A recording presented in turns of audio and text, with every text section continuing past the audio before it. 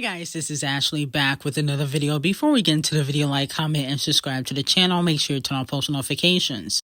So, Nicki Minaj is predicted by Prelim to be nominated for the 2025 Scammys Album of the Year? Oh, Lord! Now, other predictions so far that have been made is Cowboy Carter. Obviously, Queen Bee might get a nomination. May not win, though. No shade. The Torture Poets Department by the Chart Obsessed Racists. Billie Eilish allegedly is releasing a project, Tyla, and Eternal Sunshine by the pop vocal queen, Ari. Okay? Now, Nicki Minaj's Pink Friday 2 was a good album.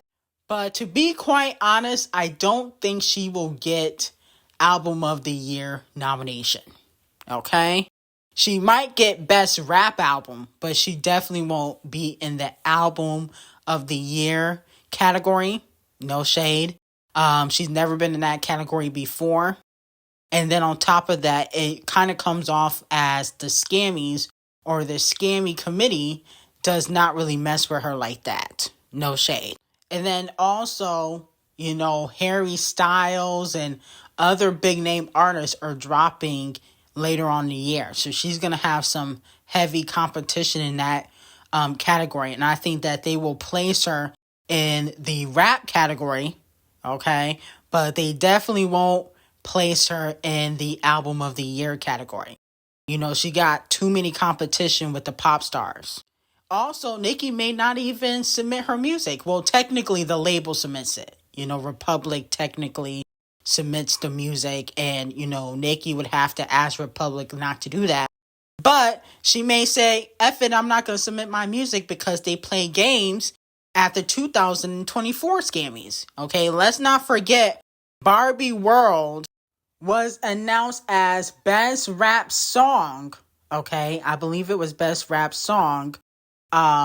Winner at the 2024 Scammys, but then they gave it to Killer Mike. Okay. And so I think, especially after that incident, I think it would be better for Nicki Minaj to boycott because they're just going to continue to play in her face. I agree with all the other predictions except Tyla. No shade. I don't think Tyla is going to get nominated for Album of the Year. No shade. You can't put Tyla and Queen Bee in the same category at all. Stop. Now, moving on to Cardi B. So, Ty reposted Bëgś and Bitter dancing to Carnival on Instagram. Okay, despite Kanye calling her an industry plant, she is still showing support to Ty and Kanye West.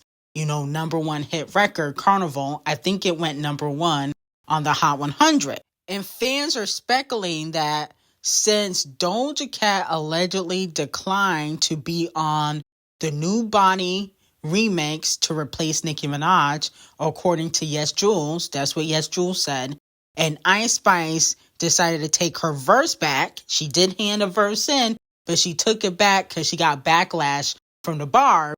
That Kanye will ask Bëgś and Bitter to be on New Body for Vultures 2. Let me know how y'all feel about that. I don't think Bëgś and Bitter and Partisan Fontaine can be on New Body. That's going to sound so weird. And honestly, I don't think her verse is going to be better than Nicki Minaj's. And I also remember Hot Garbage flopping too. Didn't they already collaborate on Hot Garbage and it flopped? But, Bëgś and Bitter does need a #1 hit record. And she might think, since Kanye and Ty and, Rich the Kid and Playboy Cardi went #1, if she do another record with Kanye West, she might be able to get a #1 this time around. Okay, so that might be, her plan to get another #1, collaborate with Kanye West, even though he called her an industry plant. So let me know how y'all feel about it. I think it would be a disaster, but, Kanye and Ty they want to work with Cardi B again. And, Ty did post Cardi B dancing to Carnival. So it could be possible. Let me know how y'all feel about it. Now, moving on to Doja. She will be headlining Kiss 108's concert on June 1st. And allegedly, she will be performing some new music from her new deluxe that allegedly is dropping April 5th for Scarlet. Let me know how y'all feel about that. Now, in my opinion, Doja Cat is a phenomenal performer. I think she's one of the best female rap performers of our generation. But unfortunately, she cannot sell out no tickets. I noticed with Doja Cat, she can't really sell out like that. Like her tour wasn't sold out. It was only 90% or 93% sold out, which ain't bad. But I feel like if you can do 1 billion streams and you break all these Piolify records, you should have a sold out tour. It was reported that Flopchella, which, Doja Cat is headlining, is experiencing the slowest ticket sales in a decade, okay? But they did say the first day of Coachella, the tickets sold out. Now, I don't know if Doja Cat is performing the first or second day, but it was reported that the ticket sales weren't coming in at first. But let me know if you guys are going to support Doja Cat and watch her concert on June 1st, and if you're excited for her new music. Now, moving back on to Bëgś and Bitter, it was revealed that Bëgś and Bitter was begging Flo Milli for a collaboration, and that's why she hopped on the Never Lose Me remix. First, I hit up SZA because, SZA has always shown me love. I really love SZA. We exchanged numbers, and then, it just came kind of natural. So Cardi had reached out. I was like, what? I literally was in my bed, and when they called me, I was like, what? That's crazy. It feels amazing. It's just a full circle moment for me because I've been working so hard. Being a pandemic artist, coming out at such a crazy time, it's giving me the time to learn about myself and get more creative and just experience more to be able to make better art. Wow. So Bëgś and Bitter is reaching out to artists to hop on their songs just to ruin it, okay? The Never Lose Me remix flopped on the charts, by the way, and it didn't increase Flo Milli's sales. It actually decreased it. No shade of Flo. But, I remember Bëgś and Bitter saying that she don't hop on remixes, but look how times have changed.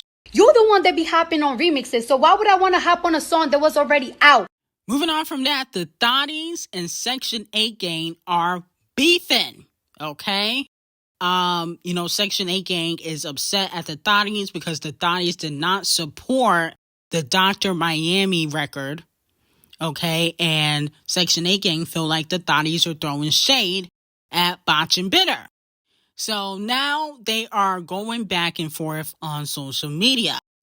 One of the Cardi B fans said that Tory Lanez should have aimed higher. Yikes. This Cardi B fan also said F the Thotties and Meg and said we should have never helped them bitches.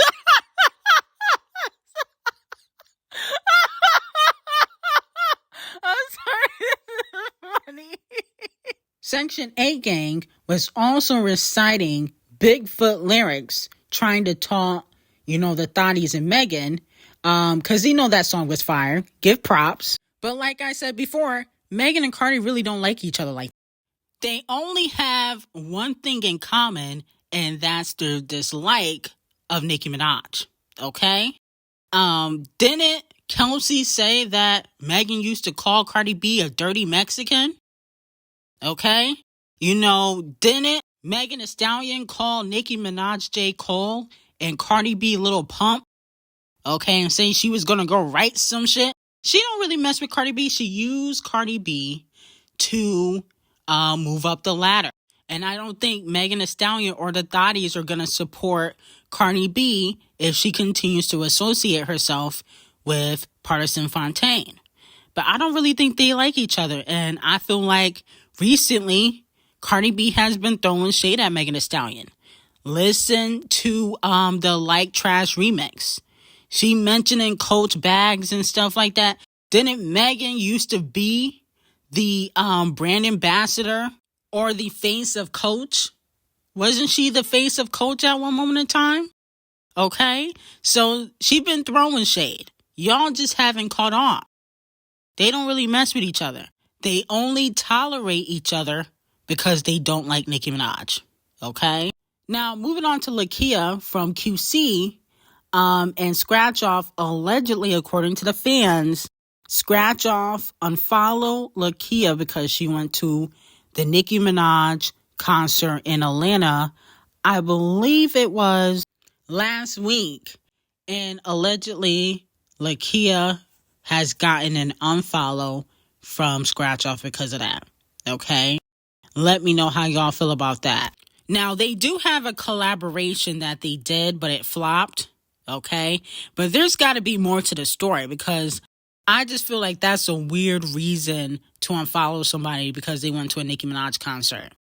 Okay, at the end of the day, Nicki Minaj is one of the best female rappers of all time. So I don't understand why people would be shocked that other celebrities or other rappers would go to her concert, especially when most of y'all are fans, including Scratch Off. Scratch Off used to be a bar. She probably was secretly there, okay, undercover with her wig. She probably was secretly there taking notes. So, I just don't understand why she would unfollow Lakia for that. That's very weird. Jealousy is a disease now, but I'm like, at the end of the day, you're not going to sell out no arena Scratch Off, so I don't understand why you would be jealous of Nicki Minaj. Her catalog is amazing. Your catalog is trash. So there has to be more to the story, because that's just ridiculous. Scratch Off got to grow up. Now, moving on to Queen Bee. So Queen Bee's Cowboy Carter is coming out this Friday.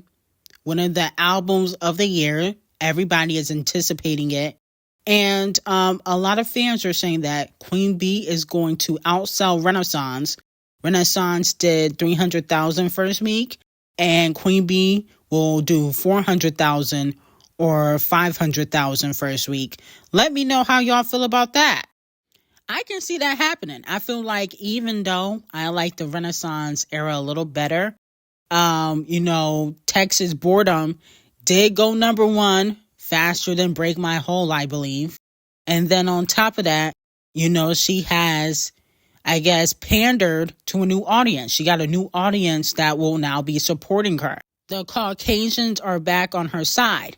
Now, I don't think that she's going to outsell the Chart Obsessed Racists. If she do 500,000 first week, the Chart Obsessed Racists will probably be doing a milli first week, okay, when she drops her new album.